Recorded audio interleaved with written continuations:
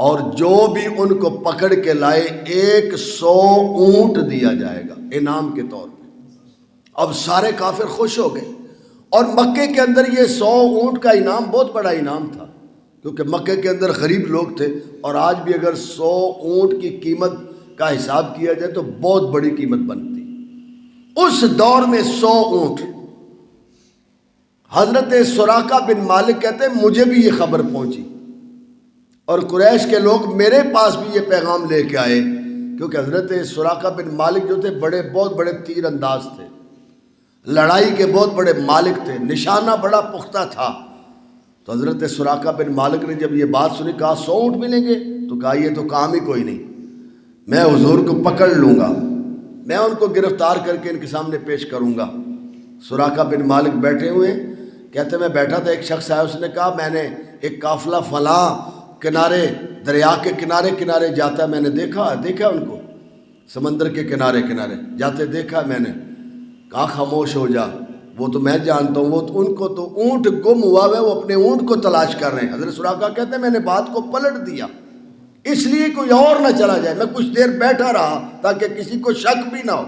تھوڑی دیر کے بعد میں گھر آیا، میں نے اپنی خادمہ سے کہا کہ اونٹ کو تیار کرو، سواری کو، گھوڑے کو تیار کرو، اور مکان کے پچھلی سائڈ پہ کھڑا کرو، میں آتا ہوں۔ کہتے ہیں میں تیار ہوا، پچھلی دروازے سے میں نکلا، گھوڑے پہ سوار ہوا، ایڑی ماری، زور سے میں نے گھوڑے کو دوڑایا، اور میں حضور کے بالکل قریب پہنچ گیا۔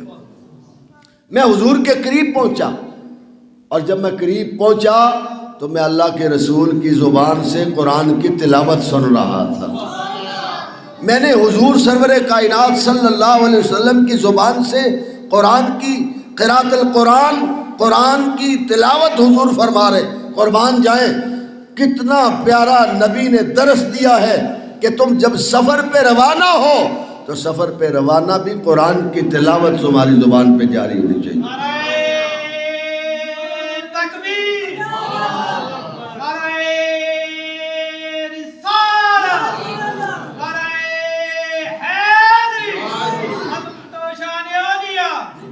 حضرت سراقہ بن مالک رضی اللہ تعالیٰ عنہ، آپ کہتے ہیں میں حضور کے قریب پہنچا، میرے ارادے اچھے نہیں تھے، میں نے تو حضور کو گرفتار کرنا تھا، لیکن جب میں قریب پہنچا حضرت ابو بکر بار بار میری طرف دیکھ رہے تھے۔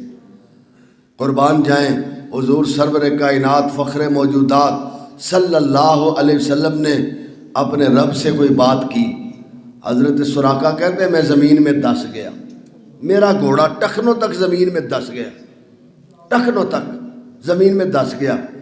اب میں بڑی زور لگائے، بڑے پاپڑ ویلے، لیکن میرا گھوڑا زمین سے نکلتا نہیں۔ میں نے کہا یا رسول اللہ صلی اللہ علیہ وسلم، اللہ کے رسول مجھے معاف کر دیں، میں آپ کو کوئی نقصان نہیں پہنچاؤں گا۔ حضور نے معاف کیا، گھوڑا باہر آ گیا۔ پھر نیت خراب ہوئی، پھر وہی واقعہ، پھر گھوڑا دس گیا، پھر معافی مانگی، حضور نے پھر معاف کیا، پھر ارادہ غلط ہوا، پھر گھوڑا دس گیا۔ اب عرض کی یا رسول اللہ مجھے آخری بار معاف کر دیں، میں آپ کو کوئی نقصان نہیں پہنچاؤں گا، بے شک معاہدہ تحریر کر لیں، میں آپ کو کوئی نقصان نہیں پہنچاؤں گا۔ پھر گھوڑا نکلا۔ حضرت سراقہ کہتے ہیں میں بچ گیا، لیکن میں نے حضور علیہ السلام سے کہا مجھے کوئی تحریر کر دو، ایک تحریر لکھ دو۔ حضرت ابو بکر سے حضور نے فرمایا ابو بکر تحریر لکھ دو سراقہ کو۔ اور پھر حضور علیہ السلام نے یہ جملے ارشاد فرمائے، اے سراقہ وہ دن کتنا عجیب دن ہوگا جس دن تجھے سونے کے کنگن پہنائے جائیں گے۔ حالانکہ سونا مرد پر حرام ہے، لیکن میرے اور آپ کے آقا صلی اللہ علیہ وسلم نے سراقہ وہ دن کتنا عجیب دن ہوگا جس دن تجھے سونے کے کنگن پہنائے جائیں گے۔ حضرت سراقہ کو وہ تحریر لکھ کے حضرت ابو بکر نے دے دی۔ حضرت سراقہ واپس آئے۔